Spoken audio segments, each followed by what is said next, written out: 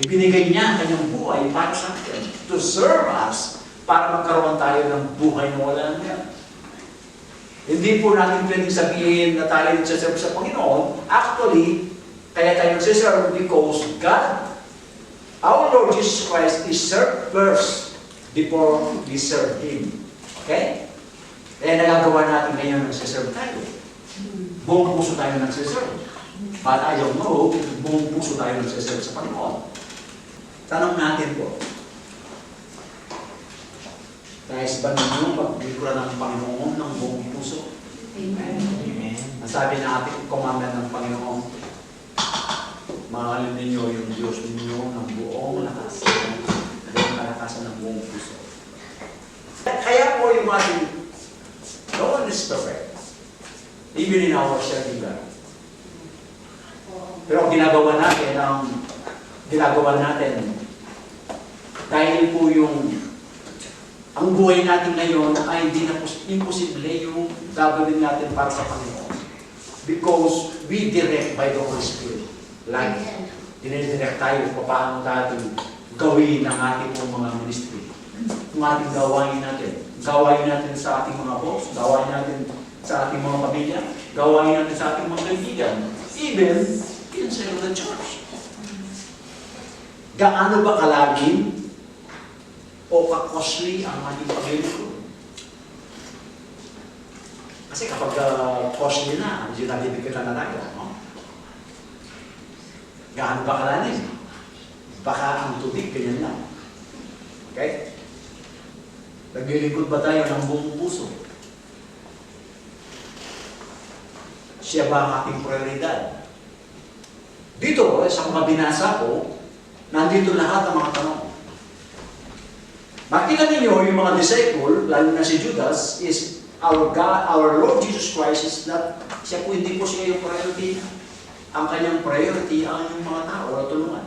Because Judas, during this time, siya po isang aktivista. Alam mo yung mga aktivista, ay yan po yan ay mga halos lumalaban sila sa gobyerno, di ba? Pero meron mga aktivista na siya, they are very good activists, sinasabi lamang yung mali ng gobyerno. Pero hindi po sila lumalaban when it comes of rebellion. Hindi po. Pero si Judas ay nakikibahagi po siya ng ganyang bagay. Magamat kasama po siya sa naglilingkod sa Panginoon. Even Judas, tinawag po siya ng Panginoon, pero ang kanyang paglilingkod ay kung sa prosyekto ay napakalit lang. Mas marami pa yung kanyang activities outside kaysa sa loob po ng grupo ng mga apostol. Lagi siyang out. Ganyan po yung buhay niya. Kaya yung pagsiserve po niya, ay kung niya po ay titignan natin, marami din mga Kristiyano ngayon, ganyan ang pagsiserve nila sa ating Panginoon. Narito po yung puntos, no? Ng ating mensahe ngayon. Napakaiksi lang ang mensahe ito. Hindi po ito mahaba. Madali natin tatandaan sapagkat napakasimple lang. Una, ito yung inamo po sa buhay po ni Maria na taga-Bethany. Okay. Number one, ang kanyang paglilingkod na may mataas na hangarin. Dapat ganito po yung ating pong mga paglilingkod natin, meron tayong mataas na hangarin, hindi lang tayo, doon lang tayo sa baba.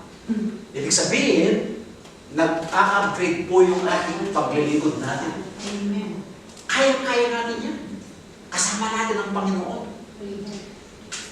Hindi magiging imposible yun sapagkat ang Panginoon nais po niya tayo ay umunlad sa ating pong paglilingkod. Hindi lang tayo lagi nakaupo sa upuan. Totoo. Even yung pakikinig natin ng mensahe ng Panginoon o even the Word, paglilingkod yan. Even in music ministry, paglilingkod yan. Pagkakatin nyo dito, Hebrew 10:25, ibig sabihin, nagkakaroon kayo ng interaction between the brother and sister, nagkakaroon po tayo ng tinatawag natin encouragement one another. Paglilingkod din yan. RA, yan sabi po niya dito, ang ngayon na maging katanggap sa Panginoon. Dapat pag nandun tayo sa ministry o sa gawain ng Panginoon, our main objective, ang ating ginagawa ay tatanggapin ng Panginoon. Bagamat, ang lahat ng mga ginagawa natin sa ating buhay ay mga kahit ang Panginoon, hindi naman niya kailangan ng ngayon. Bakit hindi niya kailangan? Kasi maraming naglilingkod ng mga angels sa kalangitan sa kanya.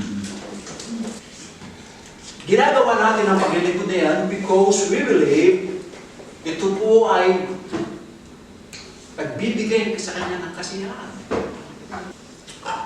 Kaya lagi nating aasahan o iisipin natin, by faith, ang ginagawa natin ay hindi mawawala ng kabuluhan. Amen? Amen. Kasi pag maraming mga tao, mga Kristiyano, pupunta sa church, basta sila makapag-enter sa church, sito, ganyan po sila. That's, nakapaglingkod na ako. No. Dapat po, you make another level. Dapat nag-develop ka.